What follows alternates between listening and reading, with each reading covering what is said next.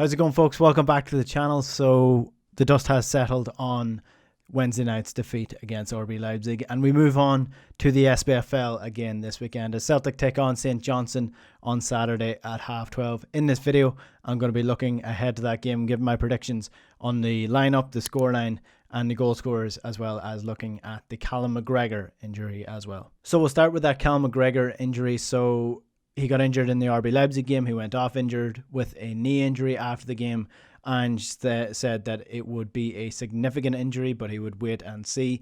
Today he confirmed in the press conference that he's getting a scan done. He's going to see a specialist and they'll know more sooner rather than later, but he doesn't see it being a short-term injury. It's probably going to be a long-term injury. Now, best case scenario for me, from my perspective on this, is that it's just significant bruising in the knee and it'll take maybe 2 to 3 weeks in order for it to heal. Worst case scenario is that there's a fracture in the knee, or there's ligament damage, or there's even worse than that, ACL damage done to Callum McGregor's knee. But we will wait and see what happens with the scan. Now, looking at the silver lining of things, if it is a long-term injury that would see him out until after Christmas, we do have that World Cup break, so he is going to have that. He wouldn't be missing a large amount of football in December because there would be no club football on. So that is the silver lining when it comes to a long-term injury. Now, that still is significant for Celtic given the gravity of those games in the Champions League, to be missing Cal McGregor, not only the captain of the team but also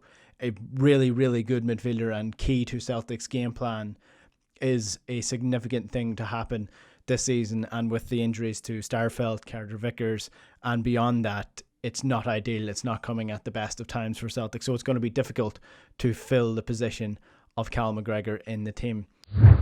Now, we do return to club action against St Johnstone, and I guess that will give us our first insights into how Celtic are going to set up without Cal McGregor, because this has been sort of a long time coming. It has been the worst fears for a lot of Celtic fans, is that Cal McGregor, who has played virtually every single game for Celtic as the number 6, has picked up a bad injury. How are Celtic going to fill that position?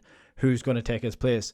Now, thankfully, Celtic did recruit in this area over the course of the summer. They brought in Aaron Moy for this reason, and they also brought in Abelgard. So I guess it really depends on how Celtic are going to structure the team and how they're going to lay out that midfield now that Cal McGregor's not going to be there as the link man.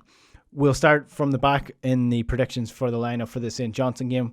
Hart is in goals. I'm not going to buy into any of the ideas that Seagrass should be getting his opportunity in nets just because Hart made a mistake against RB Leipzig. He owned up to the mistake and pointed out that it wasn't all down to Hart. It all came from the build-up to that and putting too much pressure on him too many times, and that led to the mistake. So Hart is not going to get dropped, especially now with Carter Vickers and Cal McGregor, the two other leaders in the team, already out of it. Hart is going to be 100% starting for this game. At left back is going to be Greg Taylor. I thought he was Celtic's best performer against Leipzig midweek. And then the back two again is going to be Jens and Welsh. Welsh again really stood up to the plate when questions were asked about him during the week. He was really good against Leipzig, didn't really put a foot wrong in terms of defensive qualities and bringing Celtic up the field as well. I thought he took up the mantle quite well for such a young player at such a high stage. So he'll start at centre-back. Now, I said midweek that I think that Ralston should get an opportunity at right-back, even just for rotational basis. I think that Ralston should start this game at right-back. I'm not so sure he will. I think Juranovic will get the nod ahead of him, but in terms of just rotating the team, bringing in players to push for positions, I think Ralston probably deserves a spot at right back. In the midfield is where it gets interesting, because obviously now you don't have Cal McGregor. I think for this one it's going to be Aaron Moy from the start, because he is more progressive than Abelgard is. Abelgard is a defensive midfielder. You don't particularly need one of those against St Johnstone, even though St Johnstone are the home team in this game. Aaron Moy just brings that little bit extra creativity in his passing. He's got longevity in his passing as well. He's got a better passing range probably than Cal McGregor does at this point. You just worry about his sort of athleticism, whether he's quick enough to make up ground if St Johnstone do break on the attack. But Aaron Moy is more than capable of controlling the midfield as the number 6, along with, I would say, Hatate and O'Reilly once again as the two number 8s in the starting lineup.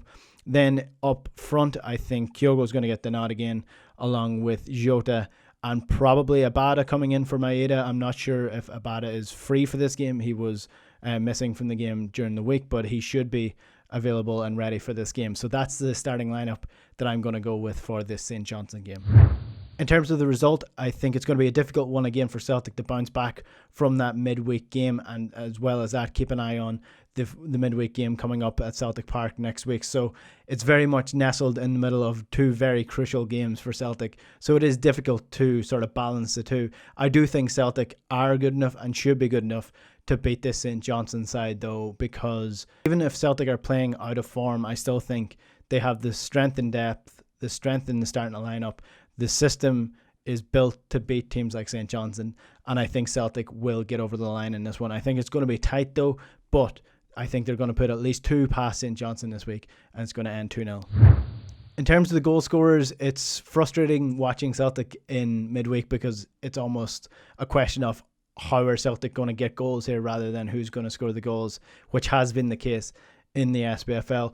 Kyogo has been the first goal scorer in a number of Celtics games this season so far. I think he's going to be the same this week. He's going to open the scoring for Celtic, and then I'm going to go with Abada to get the second goal to double Celtic's lead and give them a comfortable enough, if not a little bit tiresome and a little bit sluggish of a Celtic win. So that's my predictions for this weekend in terms of starting lineup. Who do you think should replace Callum McGregor in the midfield? What do you think of his injury?